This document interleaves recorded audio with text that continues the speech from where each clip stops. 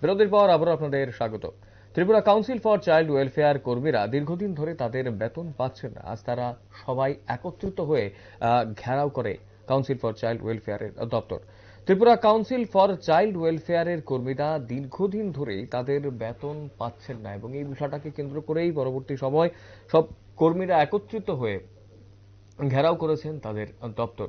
গোটা বিষয়টাকে কেন্দ্র করে স্বাভাবিকভাবেই চাঞ্চল্যকর পরিস্থিতি বিরাজ করছে সেই জায়গাতে এবং কি জানাচ্ছেন সংশ্লিষ্টরা শুনবো। হোমের যে স্টাফরা সব মিলিত হয়েছে, আমরা 10 মাস ধরে বেতন পাইছি। ত্রিপুরা কাউন্সিল ফর চাইল্ড ওয়েলফেয়ারের আন্ডারে আমরা চাকরি করি। একটা আগরতলা, একটা নতুন নগর, একটা উদয়পুর শিশু কেন্দ্র, 3টা শিশু কেন্দ্র। অফিসে দেখেন প্রত্যেকে আমরা মানবিকতার খাতিরে আমরা সব বাচ্চাদের নিয়ে পড়ে গেছি পরিষ্কারভাবে। আমরা বাচ্চাদের ফালেও যেতে পারতেছি না, কিন্তু প্রত্যেকটা হোমের মধ্যে 6 জন করে মাদার আছে, মানে আয়া। তারা বেতন পেতেছেন না, তারা ঋণে ধারে জর্জরিত। আমরাও যাইতেছি, আমরা যারা তারা উপরের পোস্টে আছি, আমাদেরও তো অর্থনৈতিক সমস্যা আছে। সেই কারণে আপনাদের মাধ্যমে আমরা মানবিকভাবে আমাদের মুখ্যমন্ত্রীর কাছে আবেদন জানাতেছি যাতে আমাদের বকেয়া টাকাটা আমরা দিয়ে দেওয়া হয়। কতজন আছেন টোটাল 3 জায়গায় মিলে? 3 জায়গায়।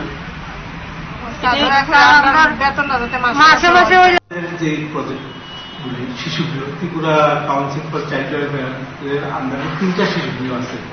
সেই 3টা শিশুগৃহের মধ্যে এখানে আছে একটা নতুন নগর, একটা উদয়পুরে।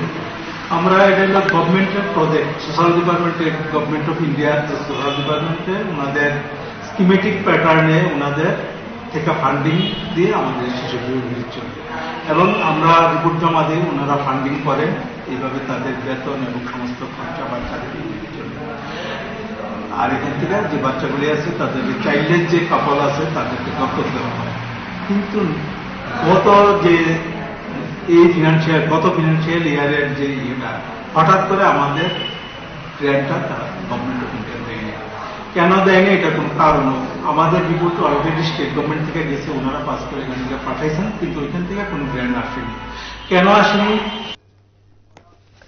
আপনারা শুনলেন সংশ্লিষ্টরা কি জানিয়েছেন এই বিষয়টাকে কেন্দ্র করে। ত্রিপুরা কাউন্সিল ফর চাইল্ড ওয়েলফেয়ারের কর্মীরা দীর্ঘদিন ধরেই তাদের বেতন দেওয়া হচ্ছে না এবং তাই তারা কর্মীরা প্রত্যেকে একত্রিত হয়েছেন এবং ঘেরাও করেছেন তাদের দপ্তর।